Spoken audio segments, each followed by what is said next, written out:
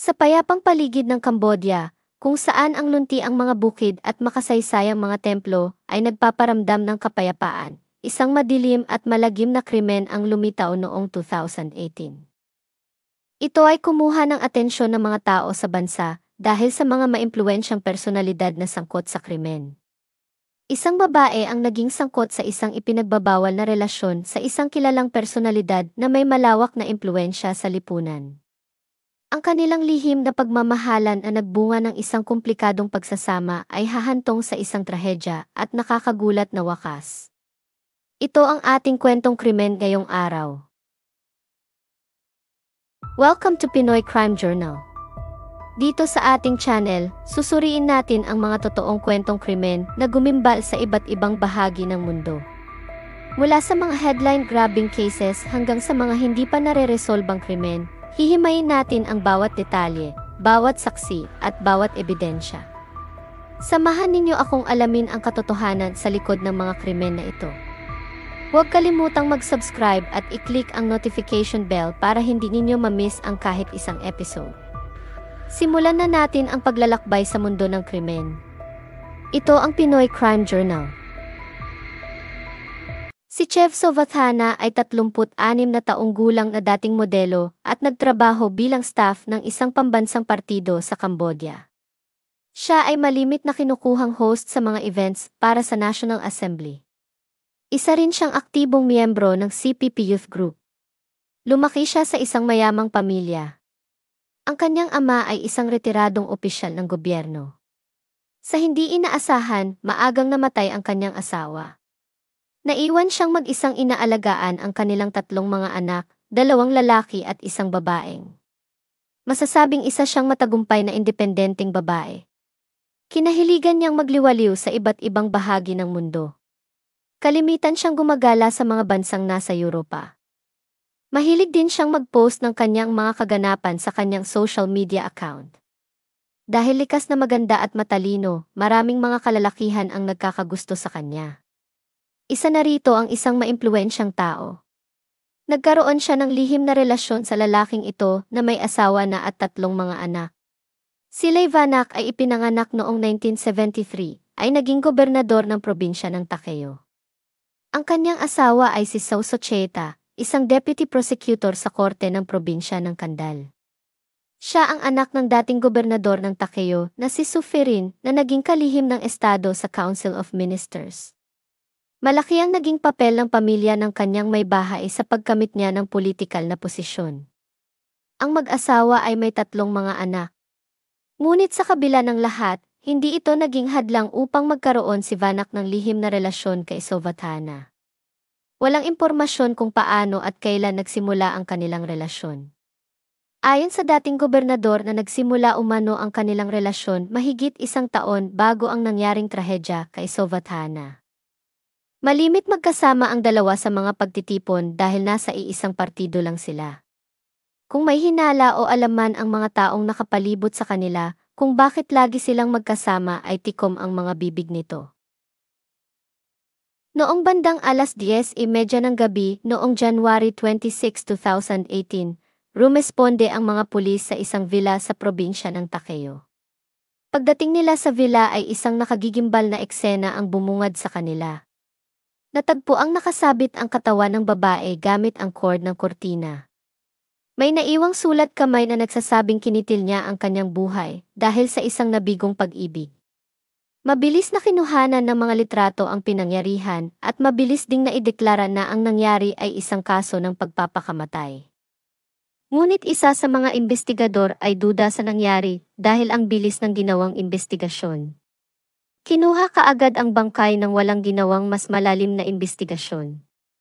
Ayon dito, maraming mga detalye ang kahina-hinala upang isipin niya na ang nangyari ay hindi pagpapakamatay lamang. Hindi nagtagal ay may nakalabas na mga litrato online ng biktima sa araw ng kanyang pagkamatay.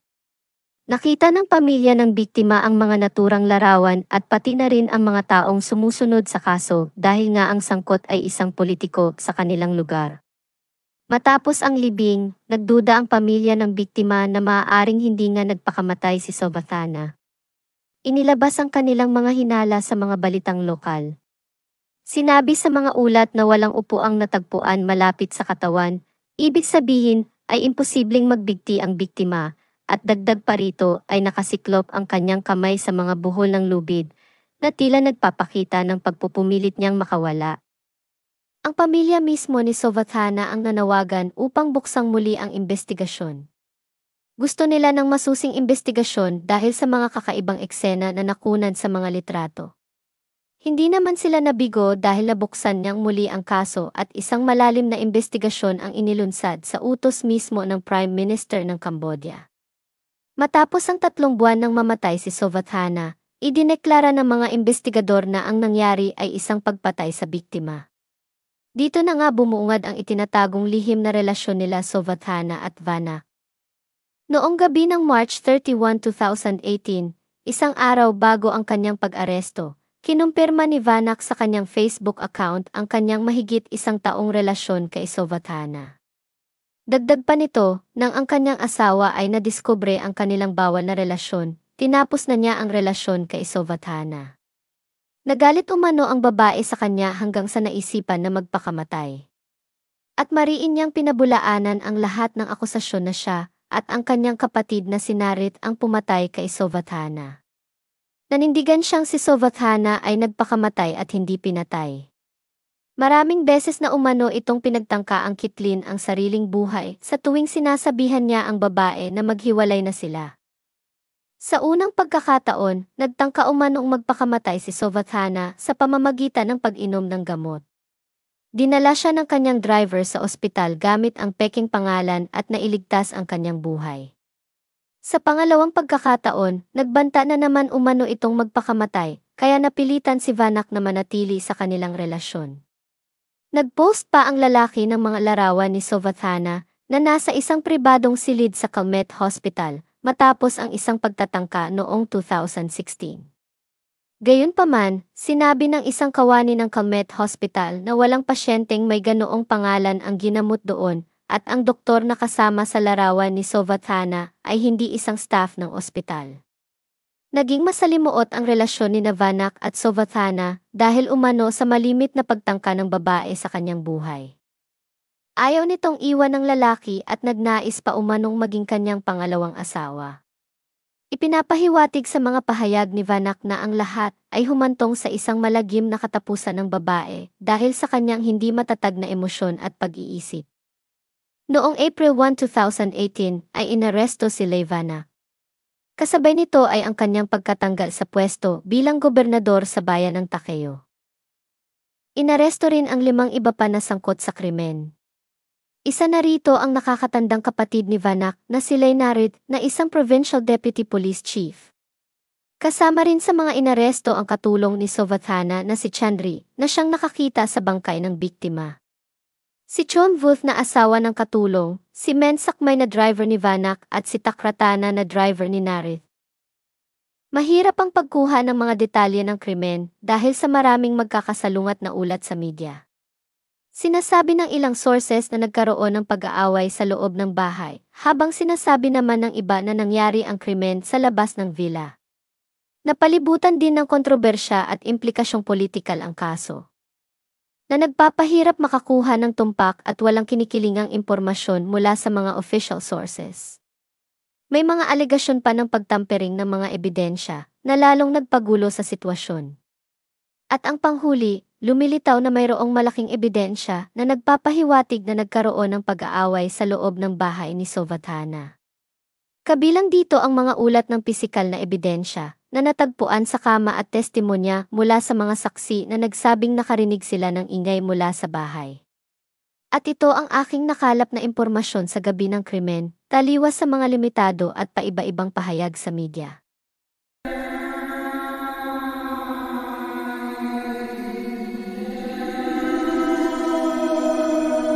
Ang mga pahayag ni Vanak ay magkaiba sa mga nakalap ng mga investigador. Ayon sa mga ito, gumamit ng ibang estratehiya ang biktima. Sa halip na pagtangkaan ang buhay ay pinagbantaan niya si Vanak na ibubulgar sa kanyang asawa ang kanilang relasyon. At ito ang nagudyok kay Vanak na makipagkita kay Sovathana noong gabi ng January 26, 2018 sa nirentahang villa ng biktima. Pumunta siya doon para ayusin ang problema. Pero nang dumating siya, kasama niya ang kanyang kapatid, na si Lainarith. Hindi nailantad kung ano ang nangyari bago ang krimen, kung pinagbantaan niya si Sovatana o talagang balak na niyang patayin ang babae. Ano man ang nangyari, nagkaroon sila ng pag-aaway at naitulak si Sovatana sa kama. Sinakal siya ng lalaki gamit ang mga kamay nito. Nagpumiglas ang biktima ng matagal kaya't natagalan sila. Kaya naman habang sinasakal ni Vanak ang babae, kinuha ng kanyang kapatid na si Lainarith ang unan at inilagay sa mukha ng babae. Dahil sa dalawang bagay na ito, nakaranas siya ng isang nakapangingilabot na kamatayan dahil sa kakulangan ng hangin. Pagkatapos, inutusan nila ang driver ni Vanak na si Sakmay at ang asawa ng katulong ni Sovatana na si Vuth na dalhin ang bangkay ng biktima sa may bintana at isinabit ang biktima sa lubid ng kortina. Inayos nila ng mabuti ang katawan nito at nilagay pa ang dalawang mga kamay ng biktima sa mailubid upang ipakita na tila ito ay nagpumiglas sa huling sandali ng kanyang buhay. Inutusan din silang linisin ang lugar. Sa madaling salita, gumawa sila ng isang senaryong nagpakamatay ang biktima. At para makumpleto ito, inilagay nila ang isang sulat kamay na liham ng pagpapatiwakal na ginawa ni Sovatana ng matagal na. Pagkatapos ay tinawag nila ang mag-asawang may-ari ng resort at pinagbantaan silang ikukulong at kukumpiskahin ang kanilang mga ari-arian kung hindi sila makikipagtulungan. Dapat nilang sabihin sa mga investigador na walang bisita ang babae ng gabing iyon.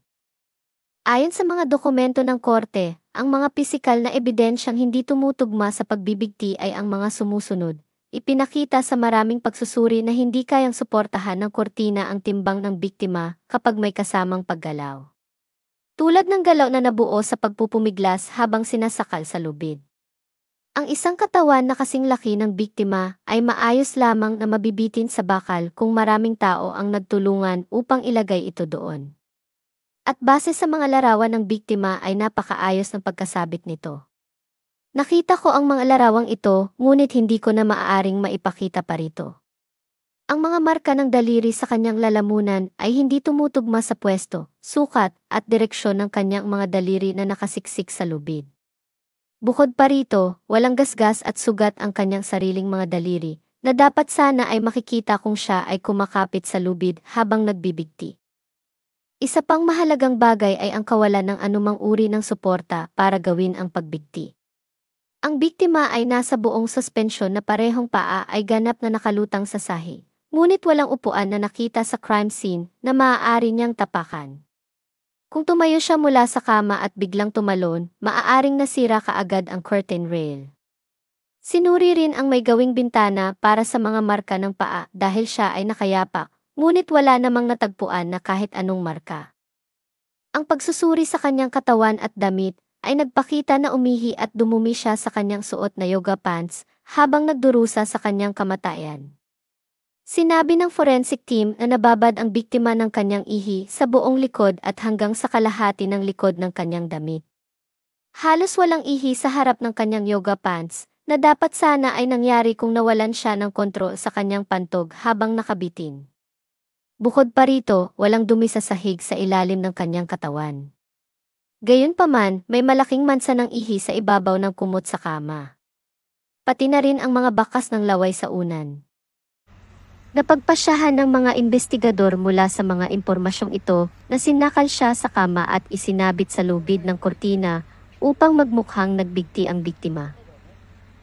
Sa paglilitis, patuloy na itinanggi ni Vanak ang kanyang pagkasangkot sa krimen pati na rin ang kapatid nito. Inilahad naman ng kanyang driver na si Sakmay na inutusan siya ni Vanak na ibitin ang katawan ng biktima. Sa sumunod pang paglilitis, sina Sakmay at Vuth ay sinabing pinilit sila ng pulisya na magbigay ng kanilang testimonya laban kay Vanak at sa kapatid nito. Isa pang saksi na sumalang sa paglilitis ay ang asawa mismo ni Vanak na si Socheta. Isiniwalat niya sa korte na nang malaman niyang may ibang babae si Vanak, sinabi niya rito na pumili sa kanilang dalawa. Isiniwalat ni Socheta na kinuha niya ang baril ni Vanak at itinutok sa kanyang ulo dahil sa sobrang inis at hinagpis niya laban sa asawa. Noong gabi ng krimen, bumalik si Vanak sa Phnom Penh at sinabi sa kanya na namatay si Sovathana. Pagkatapos noon, bumalik siya sa probinsya ng Takeo. Maliban doon, wala nang ibang alam pa si Sucheta. Sa huli, nakitang guilty si Vanak sa pagpatay kay Chev Sovathana noong 2019. Siya ay binigyan ng 13 taong pagkakabilanggo. Ang kanyang kapatid na si Narit ay makukulong ng 10 taon. Ang driver na si Sakmay at si Vuth ay makukulong ng 2 taon dahil sa concealment of evidence. Umapila si Vanak sa Supreme Court, ngunit pinagtibay ng mataas na hukuman ang hatol sa kanya noong December 24, 2021. Ngunit wala pang 2 taon, noong April 26, 2023, ang dating gobernador na si Vanak ay binigyan ng Royal Decree Pardon ng hari ng bansang Cambodia. Ibig sabihin ay malaya na siyang makalabas sa kulungan. Wala naman akong balita sa iba pa niyang mga kasamahan sa ginawang krimen, lalo na ang kanyang kapatid na si Narit. Ang kaso ni Chev Sovathana ay isang malinaw na paalala ng mga komplikasyon at hamon sa paghahanap ng katarungan, lalo na kung ang sangkot ay mga maimpluwensyang tao sa lipunan. Dinidiin ng kasong ito ang kahalagahan ng masusi at walang kinikilingang pagsisiyasat, lalo na sa mga mataas na kaso kung saan maaaring maimpluwensyahan ng mga panlabas na puwersa ang resulta. Binibigyang diin din ng kaso ang pangangailangan ng matibay na programa sa proteksyon ng saksi upang maprotektahan ang mga taong nagbibigay ng mahalagang impormasyon.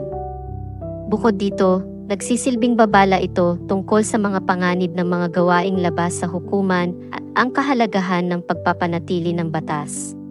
Sa huli, binibigyang diin ang kahalagahan ng isang pantay at makatarungang sistema ng hustisya na nagsisiguro na naipatutupad ang katarungan at hindi alintana ang mga taong sangkot. Maraming salamat sa inyong panunood dito sa Pinoy Crime Journal. Kung nagustuhan ninyo ang episode na ito, huwag kalimutang magbigay ng komento at i-share sa inyong mga kaibigan. Tandaan, mag-ingat at manatiling mapagmatsyag. Muli, ito ang Pinoy Crime Journal. Hanggang sa susunod na episode, paalam at magandang araw sa ating mga taga-subaybay.